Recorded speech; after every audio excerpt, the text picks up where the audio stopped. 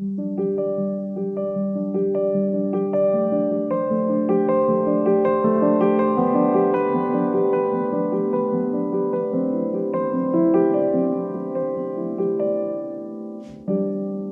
right, so tell me a little bit about yourself.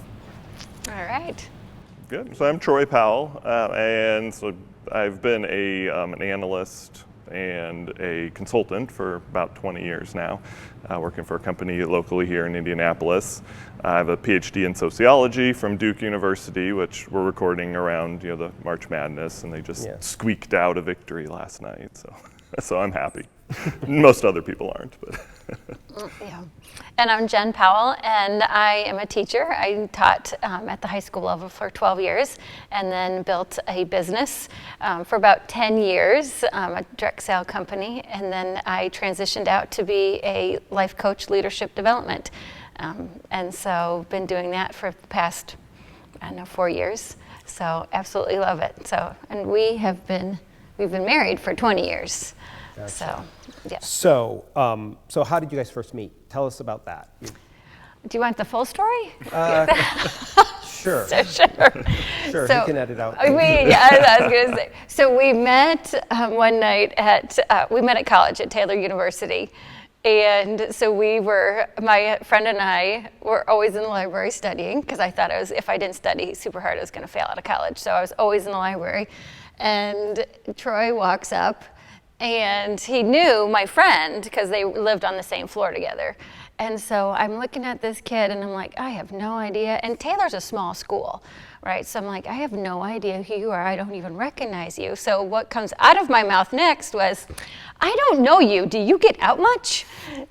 And I'm looking at him, and I don't know what your response was. I was like, well, who's in the library? Because, it was like my first time in the library since my freshman year. This was our junior year. Junior year, yeah. So, so I immediately, was like, okay, this is interesting. So I went to try and find another place to sit, but the library was packed that night, so I actually ended up having to come back and sit next to her and my friend. And then was like, well, she's intriguing. That sort of out forcefulness, I was a little more withdrawn. So I was like, oh, this is interesting. So I spent a lot of time in the library that semester, let's just say. And the rest is history, yes, gotcha. as they say. Well, cool. Well, now, you know that this is about the Enneagram, and usually when we ask people when they were first introduced, it's, for most people that we talk to, it's recent, but for you, it goes way back. Right. So, yes. When were you first introduced to the Enneagram, and tell us that story. So my dad actually has been working with the Enneagram with church leadership, their staff for, I would probably close to 15, 20 years. And so I've been around it for a very long time, like a lot of the personal growth and development. But we actually took the test and were formally introduced and unpacked our numbers probably about 7 or 8 years ago. So we're a family that works with the Enneagram, that knows it, that uses it, that loves it. So, yeah. All right, so take me to that. 7 years ago, you've been exposed to it for 15 years, but 7 years ago you said, maybe we're not getting the full value out of this, and let's take the test, let's go further. And what happened? What was the catalyst that prompted that? And what did you learn? Yeah. Well, the catalyst that prompted that was I couldn't figure out what was happening in my own internal world. Like I was at a place where I would say that it was our early mid-30s, and I just needed to try to figure out my own internal world. And I think that it just came in at the right time, taking the test, because I grew up very, very much with a mother that was mentally ill, and so I had that struggle, and I just didn't understand. I knew I needed to fix something about me, or maybe understand myself at a deeper level, and so that the Enneagram was just perfect timing for me because of what I was going through. So Troy, tell me, how do you fit into that story? Yeah. Well, and so I was always interested. I'm kind of an analytical type mind, so I was interested in knowing more. But around this time, it was, we had 2 young kids. It was there was this piece where our relationship and just, our place in life, we both were getting a little bit frustrated, really, just saying, okay, we're not sure what's going on. Why are we at odds at times? Who am I as I'm building a career? All those questions I think that kind of arise. And I had recently done a DISC assessment, which is very simple, and but the results were somewhat interesting. To me, I came out as an S, like kind of a steady, and I was like, and I'm sitting at this table with other S's, and being like, is this really me? Like, they're really quiet and withdrawn, and I'm a little bit more of a mix of outgoing and withdrawn. And so, at first it was like, this is totally wrong. And then started realizing, like, oh no, there's actually pieces of this in me. And so that kind of reawakened this idea of, right, I really don't know myself as well as I should. And so, knowing her dad and just knowing that the Enneagram was something they used and she was wanting to do it, I was like, well, sure, let's see what this is like.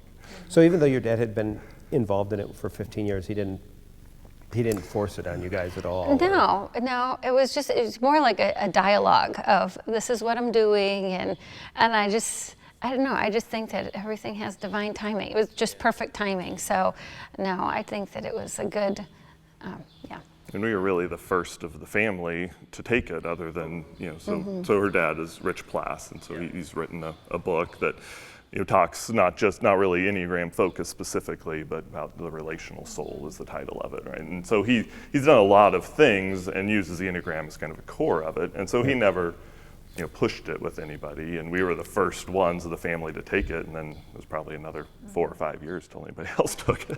Yeah. Gotcha. So you're taking it. What were some of the key aha moments, or as you took it, were the insight, and you say, oh, that explains why this is happening, or why we're having conflict, or why we don't understand each other? Yes, it's. Yeah, I think my first reaction to it really was, okay, this is interesting, and I hate it. And I think a lot of people, well, I won't say for me, my reaction was, okay, this is so spot on that, especially the vulnerabilities, which is where we go to, the negatives, or where I went to. Immediately, I was like, okay, like I don't really like this person to some degree. And so, my initial reaction was, okay, this does clarify a lot, this idea that, that she can be, when a 2, like so Jen's a 2 and a high 3, and so when they get real frustrated, they can kind of explode a little bit, right? And so my reaction then was to be like, oh my gosh, like I'm being attacked, like let me withdraw, and become real defensive. And the reality of knowing why I'm doing that, right? Because I'm a 9, so I have this underlying desire to be in a peaceful situation. And so my initial reaction is to try and defend and diffuse so that we never have this happen again. That helped a lot, but then it also, these other aspects of the 9 that I did not like about myself. So I knew they were true, and I did not like them. And so my immediate reaction was, okay, this is somewhat useful, but I'm going to withdraw from really dealing with it for a while. So I put it down and didn't look at it for another 6 months probably, until I was like, okay, now I really need to start addressing this. But, so it was very helpful initially, but it also was very assaulting to me. You've heard the phrase, the truth will set you free, but first it'll make you miserable. Yeah. It goes for the Enneagram as well. What were some of the deep insights that you received when you first started looking into it? Yeah, well, my reaction was a little bit different. I was like gung-ho, like there's the goal, we're aiming towards it, moving, so I picked it up and I just absorbed it, because the benefit was that it finally gave me internal language for my internal world. Like as a 2, we do things for other people because of our own internal need to feel needed. Yes. And then all of a sudden I'm like, that is why I do this. But then there was resentment behind not wanting to do it, but feeling like I should be doing this. And so it just, for me, I was like Windex. It just gave me tons of clarity on why I do the things I do. And even just clarity on the darker aspects, but then also the lighter aspects too. It's like, oh, yes, that is my giftings, but then, oh yeah, that is my vulnerabilities, and wow, do I wrestle with this, shame piece, or not feeling worthy. And man, that was it was like all these, it's like this light panel, ding, ding, ding, ding, ding, ding, it's like all went on. So for me, it was just a beautiful portrayal, or just what I could work through and help me with my internal world, because that's what I feel like that was the core of why the struggle in our mid-30s is, because I couldn't figure out what was going on within me at all. And as a 2, you're like, well, what do you need? And you're like, you don't know. Right? I have you have no idea, and you start crying because you feel like you should know, but you don't know. And then to know what you really want, is very, it takes a lot of work and a lot of soul searching for it too. So it was, for me, it was just a huge gift, because it really did illuminate I would say my dark internal world. Yeah, so let's start with the dark stuff, and then we'll go to the light stuff. Okay. We'll go to the positive stuff. So we'll end on the good note. But, Yes. but now, what discouraged you the most what did you learn about yourself that was most discouraging when you looked into the Enneagram? Yeah, and for me, there was a lot of that initially, right, of discouragement. Because I think one of the things, for me anyway, that stuck out, both about the 9 in general, but about me specifically, was this reaction to withdrawal, to kind of withdraw from things, to, I dubbed it initially as just to be a lazy slob, right? And my entire life was spent trying to not be that, because I know, that's not what is supposed to be, right? And so to have that just kind of come up and be like, well, that is like a core part of who you are, and the word really, laziness, isn't the right descriptive of that, right? It's acedia. So it's just it is really this need to kind of withdraw from things that are, not, that are unpeaceful.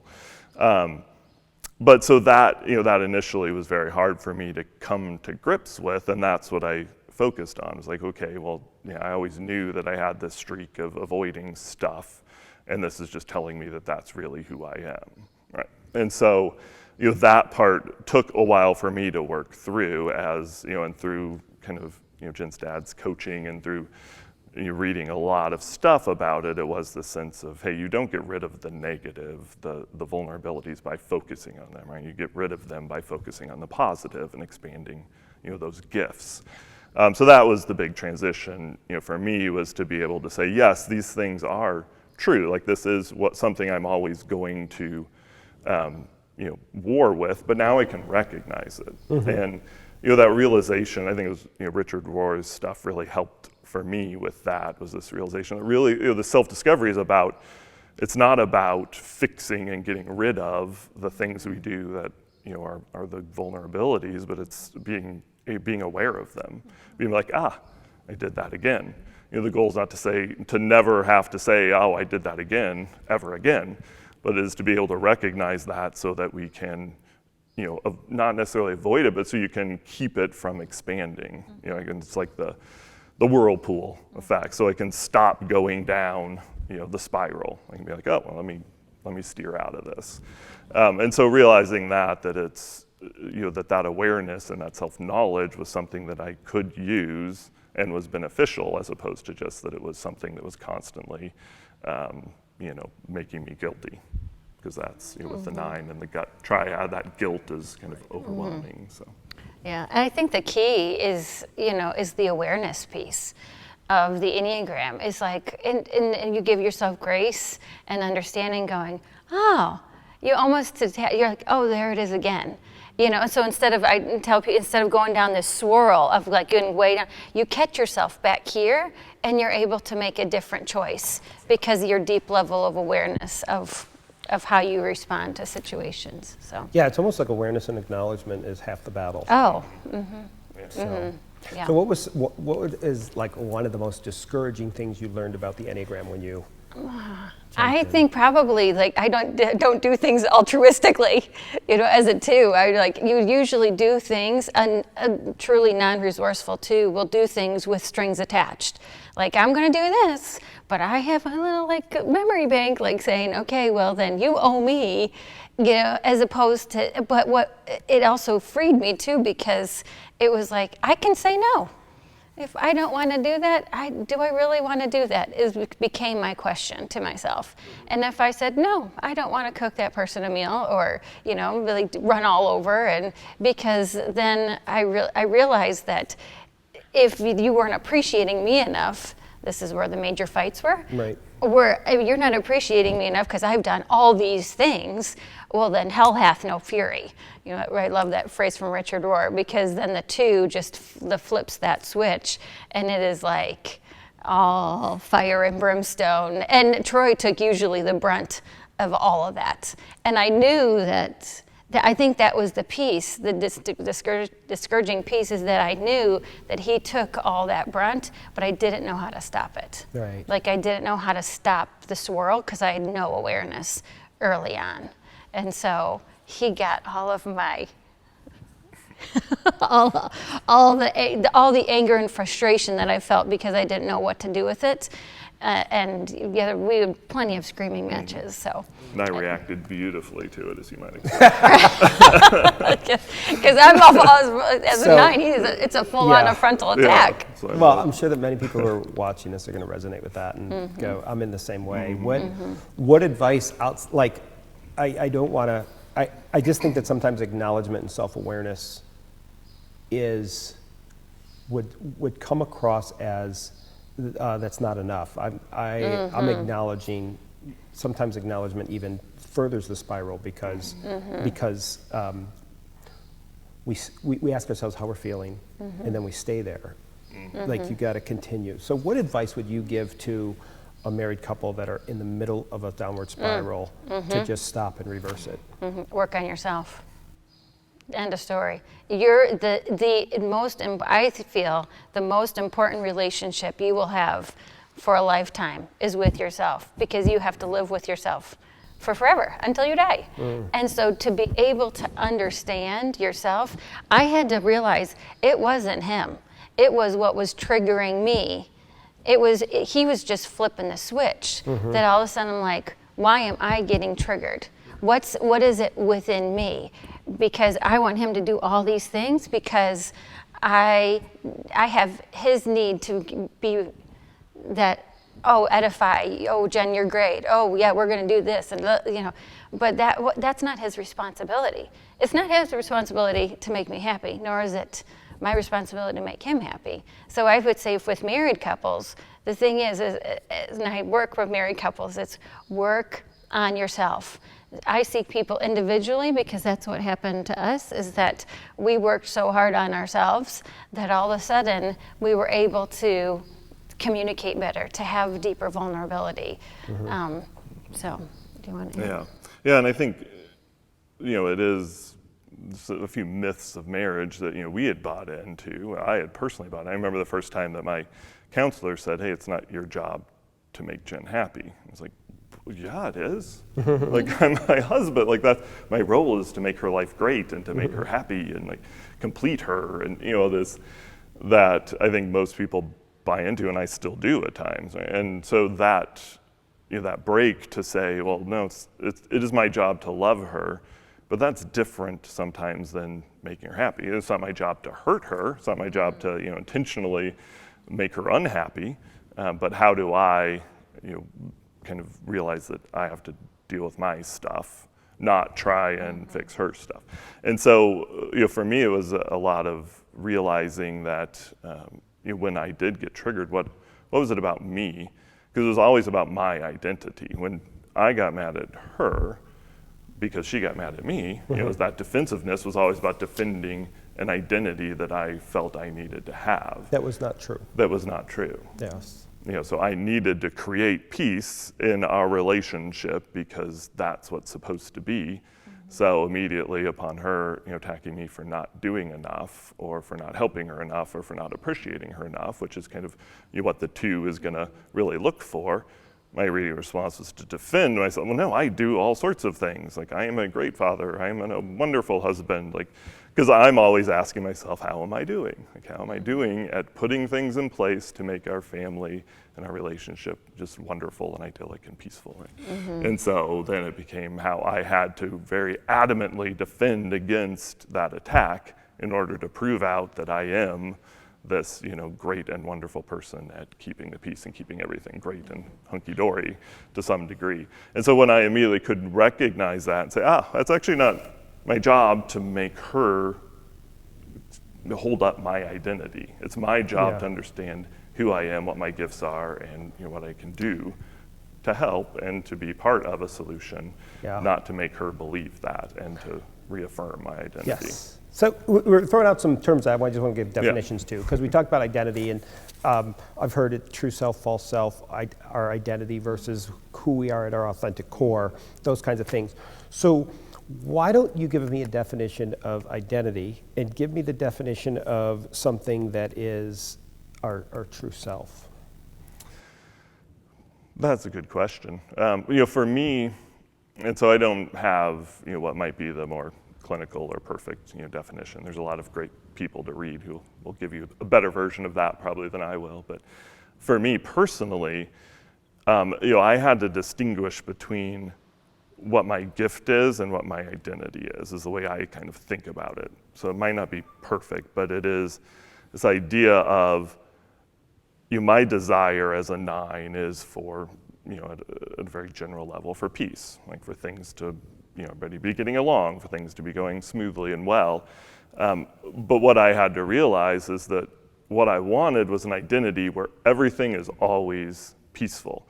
And I realized the easiest way to get that is really by short-circuiting. So it's by going around conflict, avoiding conflict, even creating an identity that causes conflict not to happen, even though it's not true, avoiding hard conversations that might be necessary, avoiding situations that were difficult. Whereas my true gift and ability is to walk into chaos and make it better, like create peace out of chaos, out of areas where people are fighting, where people don't agree.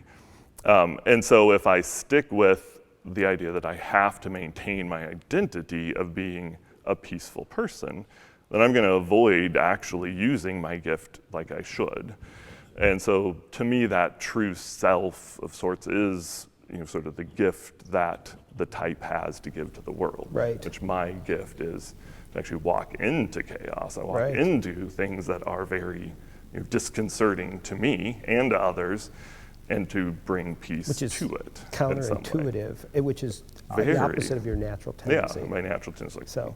And to realize that I can't always create that. That's the other piece, because that fear of failure, of saying, well, if I walk into this situation and it doesn't turn out great, that's my fault. Yeah. Well, no, like I can just bring my gift to it and see what happens. Yeah, so Jennifer, let me pull you in there, because as a different number on the Enneagram, you probably see this in a unique way. I think in general principle, it's the similar, but to how it applies to us is very unique. So tell me about your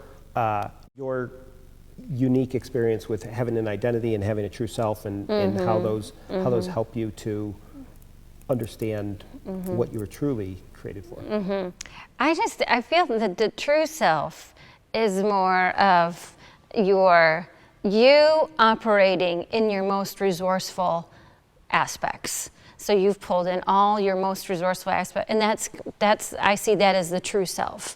Whereas I feel like all the, I guess we could say the false self is the more the less resourceful, the ego that's constantly squawking in your ear, thinking that you should be this, you're not good enough, you're horrible at this. That's the negative voice.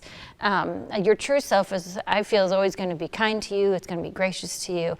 It's the voice you need to, ideally would love to listen to more and more. But I think that is your true self, being fully resourceful.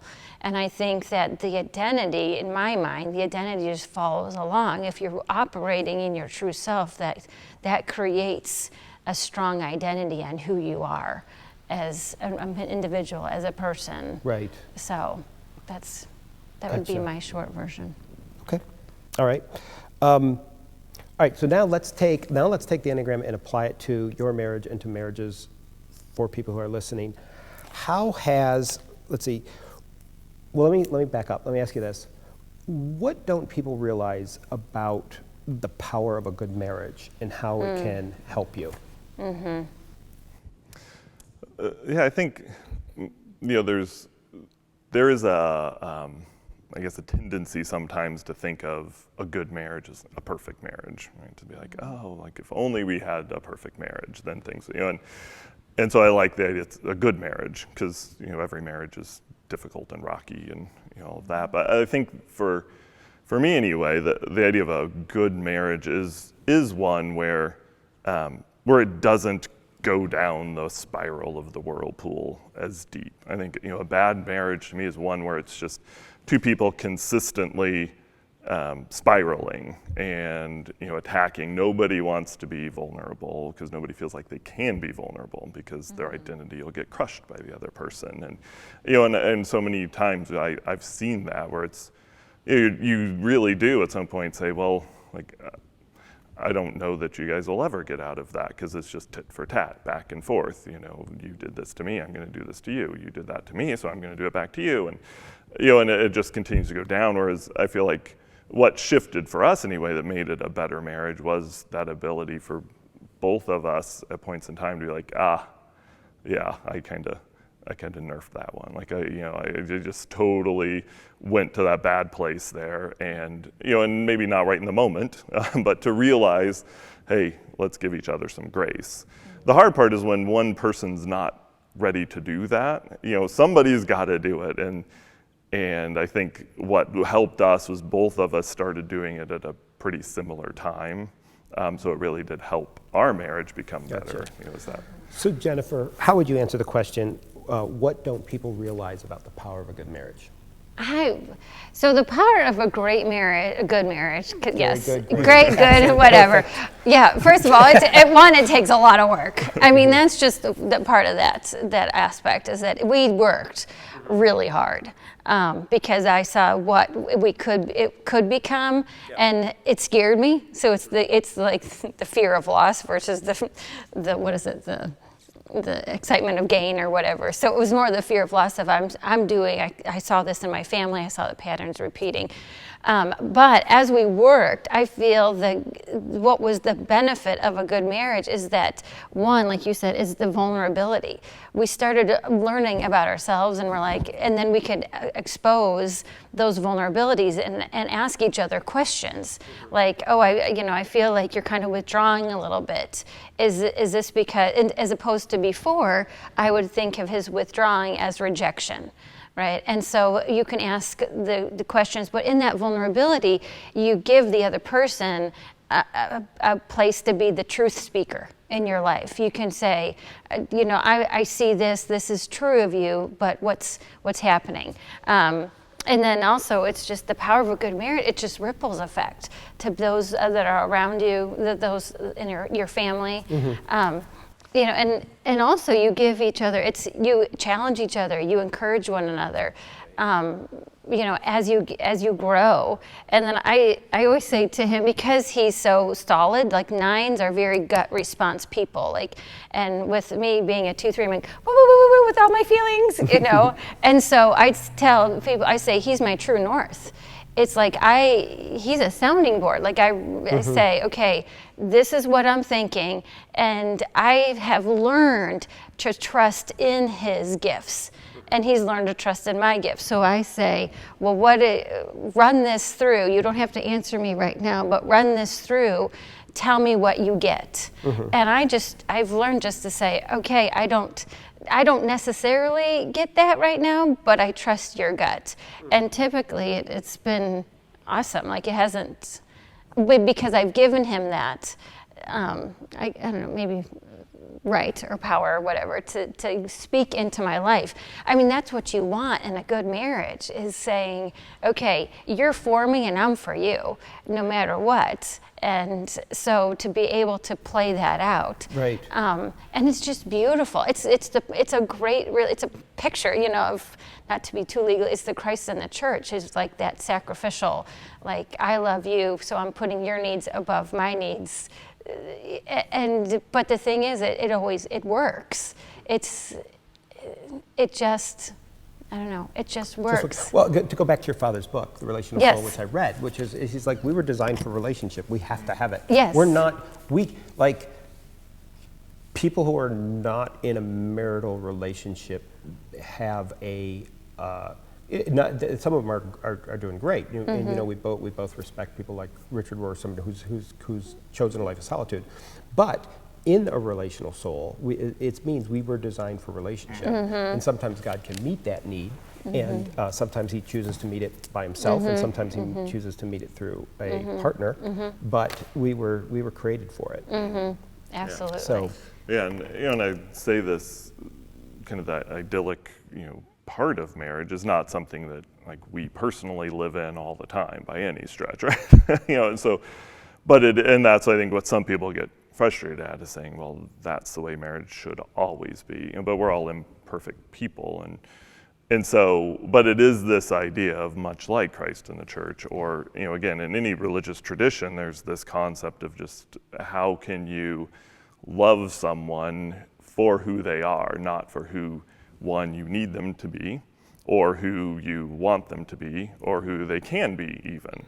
And I think that is a picture that we often miss, in the Christ relationship, of this, like, he loves us in our imperfection. That's fine with him. It's not, we feel like we're always disappointing him by not doing better. And I think that's, a piece that has to play out, at least sometimes in a good marriage, is that ability that I love Jen regardless of whether she's, meeting my needs, right? Because I'm working on meeting my own needs and understanding what they are. I love her regardless of the fact that, she's not a perfect two. And that piece, which is a very difficult piece to do on a consistent basis as human beings, I think is, the groundwork of it. I think, the conflict, one last piece is that I feel like when in a marriage, if you can have the conflict, but you can shift out of that conflict quickly, that's I think the goal, is to have that awareness, like, oh, this is what's triggering me, or this is what's pushing my buttons, if you will. And so be able to say, oh, okay, here it is, we might have had a little, but then say, okay, what happened there? And then be able to shift quickly, as opposed to being upset or frustrated like days on end, as in former life was just walking around being mad for a long time. right. Yeah. So and I remember when we were talking about during that downward spiral, you said the best thing you can do is work on yourself. And I think that you can work on yourself outside of that moment, like later when you're reflecting on it. But in the moment, you were talking about just asking yourself questions to create awareness. What advice would you give to a person who is in the midst of conflict and they're triggered and they're upset, and the advice of you need to work on yourself isn't good at that moment? Yeah, in the moment. Yeah. It's like, it's contain the damage, and I think it's a both and in that respect, because before we're doing a lot of self work, it's like there was lots of damage, like I just could not contain the damage. But then as I worked, and as the Enneagram gave me language to understand what was happening, and as I healed the broken pieces in my own life, we still, it's still like, but it's not to the nth degree. We still conflict, but it's not like, it doesn't spiral, right? So I think to your point, it's a both and. It's like, okay, knowing that, yeah, sometimes life's going to get the better of you, and the other person's, you're going to disagree, and it's going to be frustrating. But take a look and saying, okay, when you get out of that, gosh, was that like, did we fight for like 24 hours, 48 hours? Was I mad at you for a week? Which, I mean, some people are. Or is it like, okay, that was a fight that was like 30 minutes, and then, okay, we got it out, but then we were able to, I like to say shift. We kind of were able to see from each other's perspective, and okay, and then my awareness of, okay, this is why I was triggered. And so I guess that's Gotcha. I think that would be my best answer. Do the two of you have a specific story, like a specific example in your marriage where there was conflict or difficulty that you could make some of these principles more tangible and specific? Want a good example and a bad example? You want a bad example? I'll use both. I'll take both. I think there was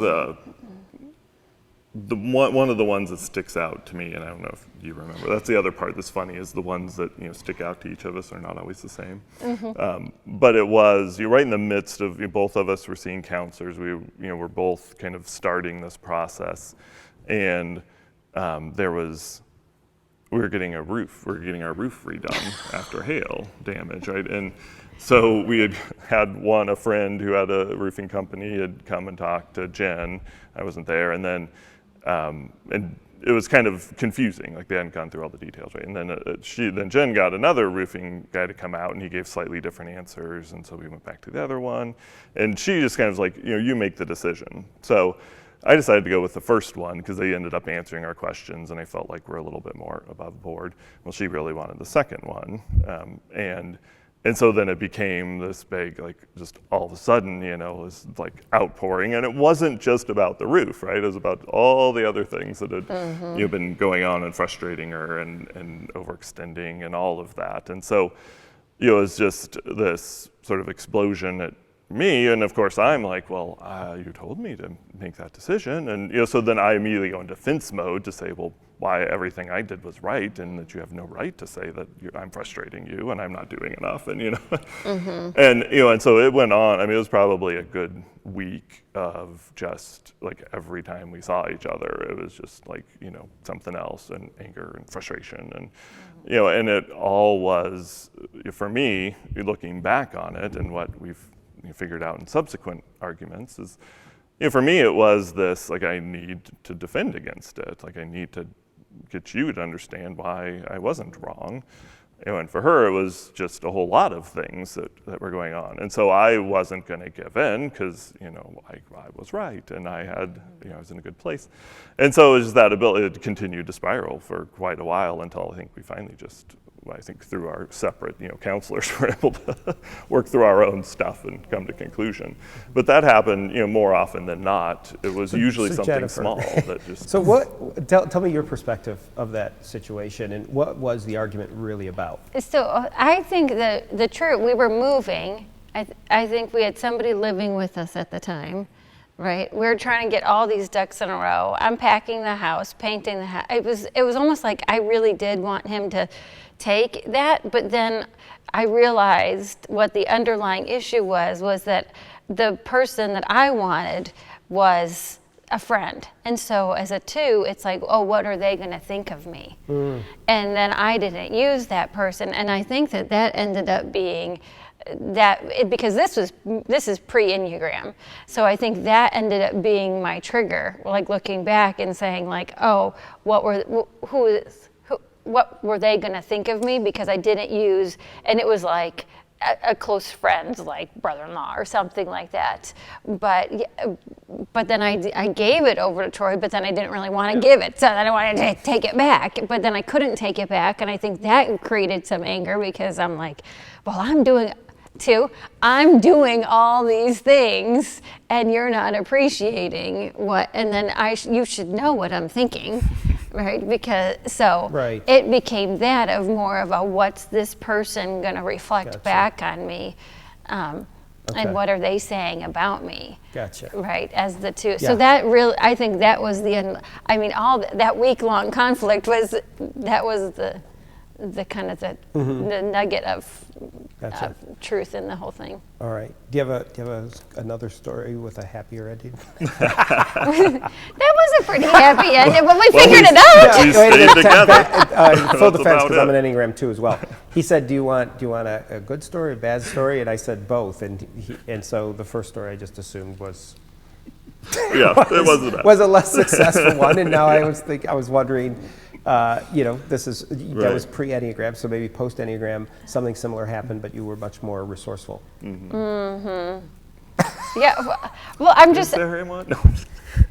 Well, I think the big aspect of it was really truly understanding, am I doing things because I want to do them, or am I doing things because I don't want to do them? And then am I putting pressure on him because of my own internal need for everyone else to see us a certain way? Because I have that 3 image, right? Of like, oh, how are they seeing us? Are they seeing us in a good light? Right? Are we perfect? But the post, anyway, I mean, it happens almost, I mean, honestly, it happens frequently where it's a little bit of a trigger or a little bit of a switch. Something happens where we could go into this place of like full-on argument, but I'm more aware that I'm saying, do I want to do this? Do I not want to do this? Am I overextending myself? Because that's what would happen. I would overextend myself and do all these things and not feel appreciated. And then I would get angry, and then they would be anger for days, right? And I think that story is that I can look at something, we can have a conflict, and it might last for a couple hours and then be done.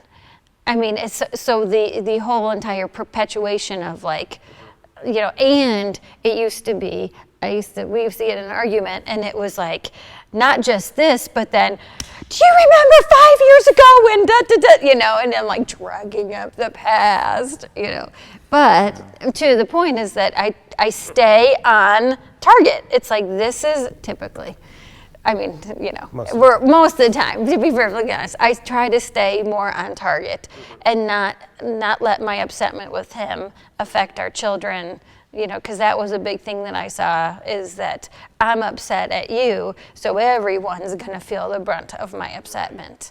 And so I think, I mean, I think that's kind of like an overarching theme. And I think, from a specific standpoint, so a few weeks ago, so we have, we have a little mini school academy thing that we've helped create that has our son and a few kids in it and one of their teachers, and it meets in our basement, right? And they go out, and do a lot of stuff out in the community, but that's they're there every school day. They're in the basement until they go out other places, and so that does put some additional strain on just things we have to do. And so one of them is cleaning the basement, every weekend. And so like Sunday, be like, we'll go vacuum. And so there was a few weeks ago that, she was down vacuuming the basement and cleaning the bathroom, and I was not, I was doing something else. And so that, she's like, she was very frustrated at that fact. And I think the thing that I initially was, again, I was doing other things. I wasn't sitting on the couch watching, football or something. I was, making dinner and helping out. And so her immediate reaction was, why aren't you helping clean the basement? I'm always having to do all of this stuff, and these kids are always here, and so I immediately got a bit defensive, saying, well, I am doing things, but I immediately realized, hey, I am defending myself and trying to make her appreciate what I'm doing and so I just kind of stopped and just kind of let her, vent that and say, okay, what could we do about this? And also, to make it clear, right, how can I make her, help her understand I do appreciate what she's doing, but if she doesn't want to, she can ask, me or the kids to do it. So, walking that fine line, because you're not trying to like fix her and be like, oh, well, this is the way you should feel. And be like, oh no, I understand why she feels that way. Like I really do. And I don't have to defend myself against that. We can kind of become a partner in that. So you were talking, like, one of these questions is, how has God redeemed these difficult parts of your marriage? And it seems like they're, catching yourself when becoming aware of the downward spiral, catching yourself, stopping it and changing the direction of it. How else has God redeemed your marriage?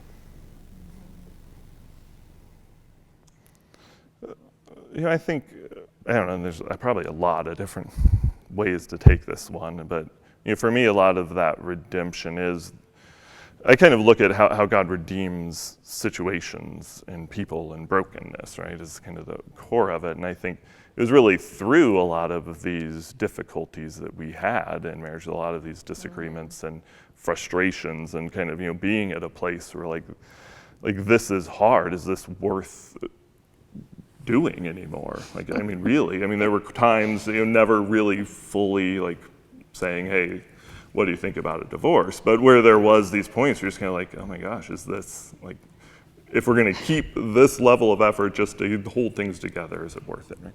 Yes, and he's gotten several texts of, what are we doing being married? Yeah, that's my question. Like, what are we doing being like in those really hard time, in those moments? Yeah. That text would come across, and he'd be like, oh, "Okay, here we go again," But that would be my struggle of like, what really are we doing? Like, why is this so hard? Isn't this supposed to be easier? But go ahead, sorry. Well, and so those things, I think, spurred us to go and figure things out, and to go and look for help, and to go, and so. So God redeeming our marriage by letting those things kind of push us towards a greater understanding ultimately of Him and His truth is the way I would look at it. And so redeeming that so that it become not only mutually encouraging to each other, but to those around us as well. And so not that it's God took some like special interest in like, hey, we want to create this light of our marriage, but He used that and worked through that to reveal more of Himself to me.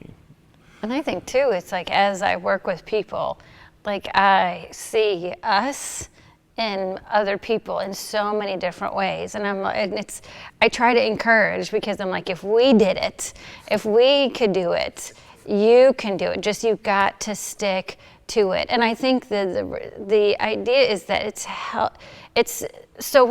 almost like we have this inside information, that we're trying to I lead and guide other people to, in the coaching modality where you're trying to have them pull their own answers out, but we see the other side of it. So know that we can, they can do it, and we can help partner with them, to help them maybe be a guide as you walk through life. And so I think that that's been really beneficial, is that we've done it, we've been through it, we understand, we're still working, but I feel like we're kind of it was almost like you're trudging up this mountain, and I felt like, okay, we're on the other side. The really, really hard part, I feel, is we've been through the really, really hard part for now. Right. Lord willing, it be something that we continue to grow and develop together on our journey. So. Yeah. One of the questions here is, what advice would you give a married couple who want to understand and love each other better? And I think that you answered that question without me asking it. Yes. For a couple who's asking the question, is it worth it? And they've come to the conclusion in their mind right now, no, it isn't. What would you say to them? Mm-hmm.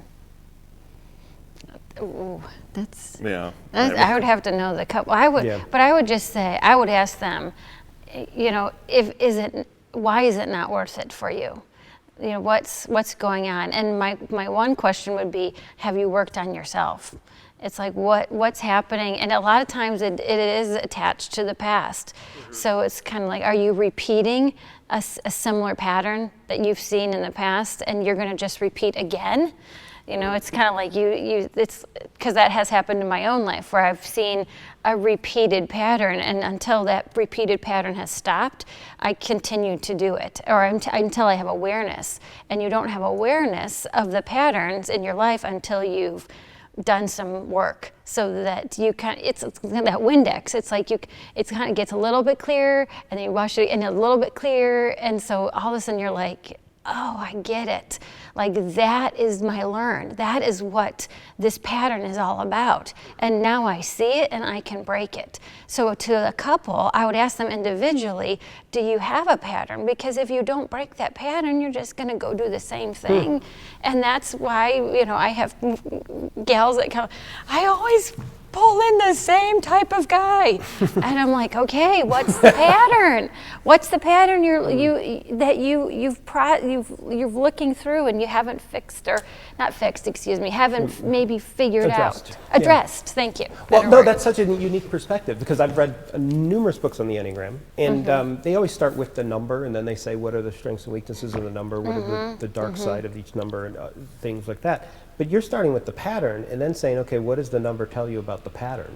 I think that's a really unique perspective. I think that'd be really helpful. Yeah, and I think that is a piece to me that's been the most useful about the Enneagram over other tests I've done, is if you delve under the characteristics, which is where everybody wants to go, is, hey, what, those sevens are the life of the party, ha ha ha, but they go to like 40 parties, and kind of like, oh, that's you, and then we're done. As opposed to what the Enneagram, if you really look at it, goes down to that, what's the motivation, right? What's the underlying thing? What are you trying to resolve? What's the question that you're continuing answering?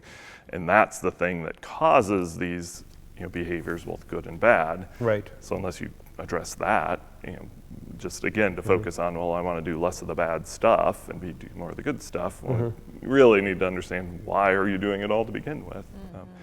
And I think in the marriage, for people who are at a place where they're saying, hey, I'm not sure this is worth it, and it really isn't. Again, we can't speak into every situation. There's some situations that people need to get out of, right? And so if it's damaging to you, if it's harmful to you in any way, shape, or form, and there's no sign of redemption of the other person to help break that, then maybe not. But I can't resolve that for you. But what I do try and tell people to do is ask you, what is the responsibility that you have in this situation? It's yourself. It's very easy in those situations to be like, hey, I want to get out of this because this person is a mess, and this person is always yelling, and this person, it's about them. And say, well, what part do you play in that? What is your responsibility? What can you kind of take ownership of yourself? Because to Jen's point, I do this a lot on the business side. People who are frustrated with their job and thinking about leaving. I'm like, if you need to leave, that's totally fine. Like, if there's a better fit for you elsewhere, but let's make sure that the reason this isn't working isn't because of something that you're expecting other people to do for you. Like, what is it that you're responsible for? How can you make this as good as possible? And if you do that and say, what, it's still not a good fit, great, go somewhere else, and you will be more likely to be successful than if you're just running from place to place looking for people to make you better and feel special. And I think that's what happens in relationships is, we're looking for somebody else to complete us. We're looking for somebody else to make us feel better about us. And that's a difficult thing and an unfair thing to ask anyone else to do. So make sure that, you're working on you and getting to a place where you can maybe find somebody else where it is a bit more mutual, but that you're not, looking for somebody to fulfill you. Right. What do people misunderstand about the Enneagram? It's a weapon. It can be. I think that's the big misunderstanding. It's like, oh, well, since you're a 9, you're just lazy, or like you're not, or whatever. It creates this, it's like, oh, well, you're this, it kind of pigeonholes a person, as opposed to having it to be kind of a beautiful tool that helps you grow and progress and get outside of the box, and I think in marriage you have to be very careful, especially early on when you take it. It's like you can't just be like, oh, well, you're a, whatever, and this is what you do. And putting people in a box. Putting people in a box. Or it gives you the right to do something. Because, that's just part of my weaknesses. Yeah, I think just of put it, up with it. just That's put just it the like, way I am. I can think of just a 6 that, that anxious or worried or, oh, I just have to worry. That's just me, or it just becomes something where it's just an excuse to do, that very minimal thing. So. Right. What advice would you give to a couple that is a 2-9 match about how the Enneagram could help their marriage? Like specific, so you're talking now, because we have such a large audience, and this is for a subset of that audience. So the couple that is the other couple that's watching this who's a 2 and a 9, what advice would you give to them? Well, first, I can't think of a blanket advice statement. Dad always says, he goes, people ask, what numbers really go well together? And Dad always says, well, the 2 numbers that operate resourcefully, that have worked on themselves, and you can make any marriage work. Right. But for a 2 and a 9, gosh, And it varies. I think this is the other piece of the Enneagram that I think people do get wrong is that every nine's the same, right? And so it is this. We are pulling in all other parts of the Enneagram to create who we are, right? But so this may not work for other 9-2 couples, but there's probably some aspect to it. But I think for me, a lot of it was recognizing that we don't need to kind of outdo each other, right? Which out help each other, because I am a 9 that has a lot of 2 and a lot of 5 as well, and so my approach to creating peace is to if I can help more and do more, then she will never get mad at me, right? And then as a 2, obviously, that's if I can help more, then people will love me and appreciate, and I'll have actual worth, and so for us, a lot of it was this. Well, who's doing more? I mean, to a point where I remember in an argument at one point in time, I was saying, hey, right, I'm going to start keeping track of everything I do. Because, she'd be like, you never do this. I guess just 2 days. No, you didn't. And so I'm like, well, I'm going to get a little ledger, and every day I'm going to be like, did this, did Never this. happened in my marriage. And so. But having a high 3, I can outdo anybody. Yeah, and then I did realize very soon, I'm like, well, no, it'll just make me look less bad, but because she'll still have more. Or bad in a different way. Yeah. But so, a lot of it was this ability of, saying all right, as a 9, and not using it as an excuse too. Me of saying, well, hey, I just don't do as much. I'm a 9. Hey, Yeah. So as the 2, I think that for a 2, and it's the wings, because sometimes 2s and 9s are very similar. I think we're different just because I have a high 3, and sometimes I'm just like, go, go, go, go, go, go. And I had to realize that sometimes doing and going is exhausting to him and my daughter, who is similar to her, she's similar to Troy. And I had to realize that taking a break is okay. Like chilling out is, watching a movie is okay. Binge watching, like Netflix, because I would never watch TV. I would never watch a movie. It was always, I had to be doing something, because what was I doing? I was trying to fulfill my own internal need of, am I worthy enough? Right. Right. And so, well, if I'm doing all these things, that makes me worthy, and he should see that. And oh, by the way, he should be doing all these things too. Right. And Right. I think, for a 9, another piece is, to not withdraw. I mean, is that, because for a 2, that relationship, that, connection is very important. And so in an argument, I find the more I would withdraw, so I would initially start out with defense, right? To kind of be like, right, well, maybe if I give enough facts and points that are correct about what really happened, then we would resolve it. And that didn't work. And so then it'd be like, okay, well, maybe I just walk away from it. Then that'll, and and she would just keep pressing in, because it's almost that fight back was a connection. And the reality was I wasn't connecting enough with her in other ways and bringing things, because I was like, well, if I do this, maybe it will backfire. And, and so that realization that, hey, I need to step into this. Like, I need to take responsibility for our relationship too, and not just be like, oh, like, well, what is she going to do about it? That was a lot. I realized how much I was stepping out of things, even though I was always there. Like I was always around. I was always involved in the family. I was, I wouldn't go out a lot and do stuff, but I wasn't always emotionally present. Yeah, energetically, he was over there. Just like, to things, Yeah, and so emotional. that, I mean, and it's so easy for a 9 to do without Right. really even I have a lot knowing of it. nine tendencies. Yeah. So.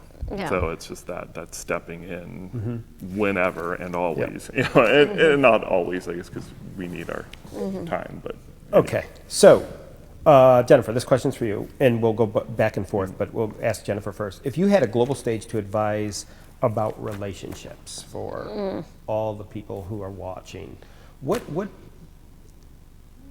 few bits of advice would you give to them? I think I've said this know. before, and I truly believe it because I've seen it in our marriage and I've seen it in other marriages. The first thing, if you're working on your marriage, is work on yourself. Understand who you are, who God created you to be, your gifts, your talents. Understand your triggers, your vulnerabilities.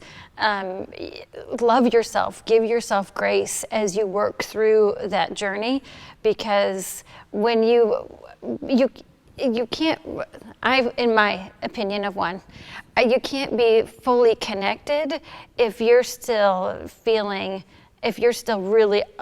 wrestling with some of your major vulnerabilities and you're not aware of them, I guess. So as you work on yourself, you understand those vulnerabilities, you understand the dark side and the light side. And so I feel like when then you come together, you can be just a more in tune, more connected, more powerful couple, to be a force in the world. And you can't do that if you're operating so, like I was, and I guess I'm talking about my experience, I was operating in such a non-resourceful aspect that we weren't going anywhere because it was just fighting and frustration and you shutting down and me pulling in my 8, pressing it. He gets all of my wonderful 8, pressing in. And so to be in that setting of just consistent conflict, Right. That's hard. So that, because it's worked for us, I think that's the advice I would give, is that, from a base level, the foundation has to be strong and you have to understand yourself. So work on yourself first and foremost, and then you can pull in the other things, so. Troy, do you have anything to add? Yeah. No, I mean, I fully agree. I think we don't take enough responsibility for our own stuff, and it's this, kind of balance of, the relational soul, book and concept, we are built for relationships and we need relationships. But yet there is a very individual component to relationships that I think sometimes we skirt over and saying, okay, I need the relationship to complete me. Right.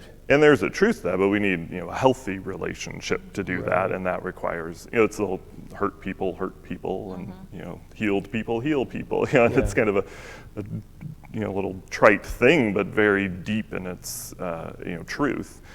And so, I do see it a lot because I've seen it in me. Right. I see it in other people where it's, okay, yeah, I know I messed up, but this person put me in this bad situation, and this person did this, and this, and it's, and you're like, true, but that still doesn't absolve you from your responsibility for how you acted and for what you did, and so that, working on your own stuff, you can't. And I've also heard this criticism sometimes of this concept, especially amongst kind of an older generation, where it's, well, that's real selfish. Like self-discovery is, that's not what God wants. God wants you out there, helping the world, not worried about yourself. Right. And I would counter that, if you're not in a good place, regardless of what you do, it's not going to have the effect. It's not going to be sustainable. And so a lot of times you see it. I grew up in the church and in an evangelical Baptist kind of environment where there was a lot of, hey, here's the things that you just need to do and check them off. And you saw a lot of pain get dispersed through those actions because they weren't done out of kind of true love and out of this place where somebody was in a good spot. They were doing it because that's the way you're supposed to do it. Right. You bring people to Christ because you bring people to Christ, and so if you have to hit them over the head, you hit them over the head. Right. As opposed to now you get to a place where you're so in love with God and you so understand God that people are attracted to that, and you're putting it out there. Anyway, so not to go off on that tangent, but I think there's a lot of parallels within a relationship to the deep foundations of true spirituality as well. So. Gotcha. I have children who are, have the temper of an 8 with the work ethic of a 9 and the critical spirit of a 1. So I have the right triad, but I haven't figured out what their number is. Yeah. But you have applied the Enneagram wisdom to your children. So first, let's start with the ages, because I think there's a place where they should reach a certain age before you start discovering, before you start deciding. Right, and so I think I do as well as Dad does. It's like, who are they kind of acting like at this moment? Because of course they might change. They probably will change. It's not. This is not solidified. But sometimes I look at. So my daughter is a freshman in high school, and my son is in 5th grade, and so I'm a 2-3, it's like, get up, go, it's like I have all this, energy, and she is very much either a 6 or a 9. I don't know. She's choice daughter, right? And so I have to be very careful on, I could wear her out sometimes. But the key is that I have come to understand that she wants to come home, and other moms that are 9s, when I explain this to them that know the Enneagram, they're like, oh, that girl's right after my own heart. And I'm like, oh, so she wants to come home, she'll change into her comfy clothes after school, she'll get in underneath a blanket and just want to snuggle in. It's like this home is like her safe spot. It's, she's put out a lot of energy all day long, and she just wants to come home and chill. And so I had to be careful on saying, okay, now you're home, these are my demands. Like, we're gonna as opposed to understanding that it's healthy for her and it's beneficial for her to have that space. Yes, she does have responsibilities, but I don't have to ride her because she's not doing what I want her to do immediately. Right. I think that has been really very beneficial. And of course we have conversations with Grandpa too, my dad, that really does help with understanding who she is right at this particular moment. Right. So, and I think it's hard in this, especially in the suburbs, and this kind of success identity that we have through our kids too. She's incredibly gifted and athletic, but she doesn't really like team sports and never has, and so I grew up with sports, and Jen grew up in sports, and you see all these, and so there is this should we force her to do more things, right? Should we force her to get involved in more stuff? Should we and maybe we should a little bit more than we do, right? Who knows? Parenting's a shot in the dark at all times.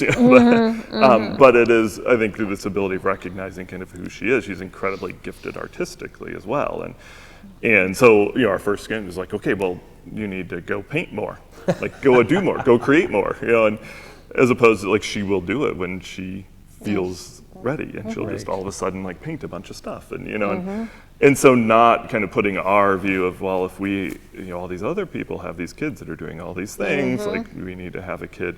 Well, no, we need to understand who she is, because if we can create a safety place for her, then out of that grows kind of true accomplishment and true desire, as opposed to, a lot of times I think we have a tendency to force our kids to do stuff because it'll be good for them. There's some kids, so our son is much more very energetic. He is up, you can hear him upstairs, his feet hit the floor, and he's got dressed and he's downstairs in 30 seconds flat, just ready to go. And he's just always, he has this list, so he's almost 12, and he's got this list of workout activities that he's gonna do, and he has a pull-up bar, and it's just, he's like, I want to get stronger, so here's 12 exercises I'm going to do every day. It's just, And that's, and so he is more, in basketball and football and climbing and, so he's more involved, but that's also who he is. So we encourage that, but not overdo it as well and tell him, hey, it's not about, Right. He's going to get into how well he performs. And be like, well, no, it's like about just you're bettering yourself, and that's it. So knowing, so again, we're not necessarily saying like, well, Jack's a 3 and, our daughter is a 6, but we're saying energetically, where do they seem to be coming from? And then therefore, what are they needing? What are their motivations? And how can we kind of respond to that, knowing that, we're different in certain ways than they are. Right. And knowing that, they very well might shift as they grow older, and that's fine. So it's not pigeonholing, again, it's not boxing them into this is who you are, but it's letting us kind of understand a little bit better to respond appropriately. So it's like the 3 is all about winning, right? I have to win. It's like I have to get. And so knowing that, I try to tell him, buddy, when you go out there, I go, what's the most important thing? And he can repeat it back to me. I'm like, have fun, play hard, and do your best. That's it. I said, that's all that matters. I'm like, what's important? He goes, have fun, play hard, and do your best, right? Because I want him to get ingrained that that's what's important, not necessarily always winning, right? Because he's already competitive. So you're trying to instill something different than there's an outcome attached to your behavior that we're watching. Right. And I really try hard not to have that outcome, but I mean, it's just people do it. He's just a kid where it's like he gets accolades because of what he does, and so he just happens to be very good at a lot of things, so he does get a lot of accolades, he does accomplish a lot, he does win a lot, and so you're gonna be like, all right, I appreciate that and I love that, and as a dad I probably push that a little bit. Yeah. So it's a finesse. It's a finesse. It's like not perfect, but I think it really has helped us give an insight and understanding, and it's almost taken a stress of parenting off, understanding who they're that, Carly's not just coming home being lazy, but that it is something that she does need some downtime, and for me to understand that, and then, with Jack, maybe encouraging him in different ways as opposed to like, making sure that, his accomplishments are not who he is. Right. It's what he does. Who he is something very different. So Neat. Okay, so another question I have about the Enneagram is that when you go through the Enneagram, it can first be very discouraging because it sheds light on motives that could be selfish. You start to see these sides of you that are not pretty, and it could easily lead to self-contempt. And what advice do you have for someone who maybe the Enneagram has actually discouraged them more than encouraged them, because it just reveals this dark side of who they are, and they don't like what they see. Yeah. And that, that was absolutely was me. When I first engaged with it, it was, just all of this, flood. Again, I'm prone to guilt as, the type I am, but, initially just looking at all the dark side to it and just being like, oh my gosh, like, yeah, this is all of the stuff that I truly hate about myself. It's just laid out as, yep, that's who I am. That's kind of how I interpreted it. And so it did take me a while to kind of re-engage with it, because it's like, okay, well, what hope is there? And even today, like when I will read about a 9, I'll read the good stuff and I'll be like, oh, cool. And I'll read, the bad and be like, oh, God, yeah, that is, and so for me, I really did have to focus. And the thing that helped the most was this view of, you don't transform by getting rid of the negative. What if you focus on that, that's really what ends up becoming more of you. So how do I focus on what I can become, what gift I can give to the world, and figure out on a daily basis, how can I do that a little bit more? The other piece that helped me a lot was finding, there's all these lists of historic figures that are probably different types, right? Who knows, how accurate, they didn't really test them. But one of a 9 that most people point to is Abraham Lincoln as being, a 9, and obviously had some success in his, life.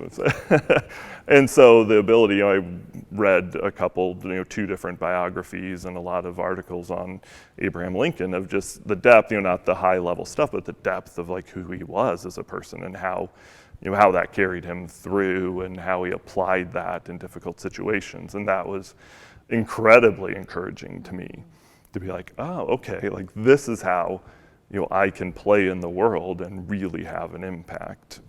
And so, I would encourage that as well. So I think a lot of times we just focus on the bad pieces and, and really get stuck in that. But for me, it was realizing that my gift, has an amazing place in the world, was hugely impactful. And so I still slip into that self-contempt a lot, but it's realizing, okay, yeah, that's true. And those things will always be there and I always won't like them. And, but I can give myself some grace over that because I'm on a journey and, and God loves that entirety of me regardless. And, I can find ways to increase my application of my gift in the world. Yeah. And I probably would agree. It's finding one thing and living towards that one positive thing. Because it's like you see all of this, the overwhelming evidence of like what's happening. But what's one thing that God is calling you to live towards? What is the one positive thing for you? What's the one positive thing for me is that I have a choice. Like as a 2, I really didn't feel like I had a choice. And my question to myself, and we look at these, we have questions for each number, and it's the 2 is what do you really need and what do you really want? And that's the question that I keep on asking myself. And do I really want to do this? And it's empowering because knowing that I don't have to do this. What do I really want to do this? Right. Like vacuuming the basement for the kiddos. It's like, well, you know what? I can look at this and say this is a great opportunity to serve. And as I process through the benefit of Jack being a part of it, it shifts my perspective. And so I'm like, sure, it's only going to take me a few minutes, right? As opposed to walking down walking down saying the more negative aspect. So my question has been, what do I really want? And would I really like to do this as I walk forward? And it gives me power in order to do it. Troy, do you have a question you ask yourself as a 9? Yeah, I do. Like, it's maybe not succinct, which again is a thing of a 9, but it really is, what can I continually ask myself, what can I step into today or in this situation? Because my tendency, again, if it's a little difficult, is like kind of step out of it. So it's kind of, what can I step into today that, I can bring my gift to it. If your natural proclivity is to withdraw. Yeah. And so, it's knowing that I don't need to step into everything, right? But it's, so there's a little bit of this, what do I want to step into? But yeah, really asking myself in various situations, like, hey, where do I want to step in order to bring my gift to more people? Great. Speak for a moment about how Enneagram and spirituality intersect. Yeah, and I think for me, I have a hard time pulling those 2 apart. So Enneagram can be used as kind of a psychological, more secular tool, and it can be effective for sure. But I do have a hard time seeing how it can be as effective without some level of spirituality tied into it. And so I come from that Christian worldview. So for me, it is very much that I'm seeing how I can rely more on God to fulfill who I am, right? So I'm not looking as much for the reaffirmation of my identity in others. I'm not saying, hey, Jen has to tell me that I'm good and okay before I'm good and okay. Like I can pull that, and that's one of the things that's really taught me is I pull that from God, right? I see that as like He, the empowerment within me through Him allows me then to use the gifts He's given me in a very unselfish type way. There's a better word for that, but where I can just put my gift into the world and I don't have to worry about the fact that, okay, well, is it going to be appreciated, and is it going to be effective even? It's just, well, I have this gift, and God has empowered me to bring that into the world to help, redeem in some way, to help make the world better, and it will be effective, it'll be ineffective, and I'll be okay either way. Right? So for me, that's a lot of the way that the spirituality aspect of it, it has really deepened my spirituality. It's deepened my knowledge of the fact that, I think sometimes as Christians specifically, depending on how you're brought up, but pretty commonly I find, Christians are looking, say, hey, if I do the right things, then, even God then will love me, as opposed to, no, like he loves me no matter what, he's here. And how often do you run into it in church and in praise songs, this like beseeching God to come to me. Okay, God, come down from heaven and sit with me. Come, all of that kind of language, which, I understand where it comes from, but I think sometimes it gets stuck in our head that, okay, well, if I put my gift in the world, then God will come and, and be with me. So it's that for me, a lot of that is what's deepened in my spirituality is like, God is with me always, right? He's always there, always empowering me. And I think in a lot of other spiritual traditions, that same kind of truth can come to be. It's that true self, it's that, locus of the divine in you, whatever kind of spiritual tradition. I think there's a lot of them that have that similarity that, it really is within me, and I just need how to get my ego and myself out of the way to allow that to really play out in the world. And so you think, all right, when there is no kind of spirituality at all, there's still the value, I think, of seeing, all right, what are we looking for identity from others, in this self-identity and development, perhaps. But I personally would struggle a little bit more without having a spiritual piece to help me as I develop that core, that true self, coming from something other than just me having to create it, if that makes sense. Yep. So Jennifer, how has the Enneagram deepened your faith? Well, I think it's deepened my faith in the fact that it really has shown and revealed more of my true self. Like if I'm operating in my most resourceful self, it's like Troy was saying, it's like you can really put your gifts into the world and know that you're being utilized by God and what he wants you to do, and really know that this is who you are. Because I think a lot of people are like, we said this before, oh, I wish I was at this number or at this number, and I think that I've struggled with that too. I'm like, oh, well, if I was at this number, like I could really see myself X, Y, Z. But, I think the invitation that God has been calling me to is just sit with me and develop this skill. Because you're good at what you do. You're empathetic, and that's a good thing. Because if you were these, and I didn't create you to be that, and that. I created you to be this. And when you really fully operate, you can really help a lot of people and change their lives. And that's who I've created you to be. And so it's really that, and it's almost like when you're in that, when you're fully, your heart, your spirit self and your mind is fully aligned and you're divine, it's like you're firing on all cylinders, and God's like, good job, daughter. That's what I made you to do.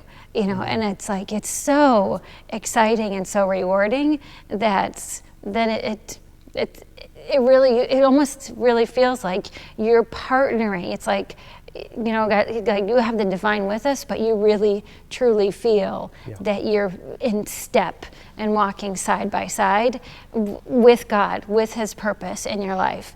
And you can walk that out. I think more and more as people tell me things, I'm more and more confident. This is what I'm supposed to be doing. And God's saying, yes, I've sent that person. I've told that person, it's like there's all these synchronicities, or I call God incidences, that he's putting in your life when you're aligned with what he has created you to do. That's when you're you're in that sweet spot, as they say in sports, when you're in the zone. Right. It's like you're in the zone working in your gifts, and the effectiveness that you can be and have in the world is amazing. But I feel like it kind of goes all the way back to that point where you're aligned with who God created you to be, and you're willing and open and having that full dialogue with God, the Spirit within you as you walk forward into it. So, yeah, it's that idea of my gift in the hands of the divine God can really Be used redeem for the his world, right? Yeah. As opposed to my gift in my feeble, hands trying to get something out of it, is a powerful image. I think. Great. yeah. Thank you. Thanks for joining us today. Yeah, thank Thank you. you. Thanks It for was having fun. us.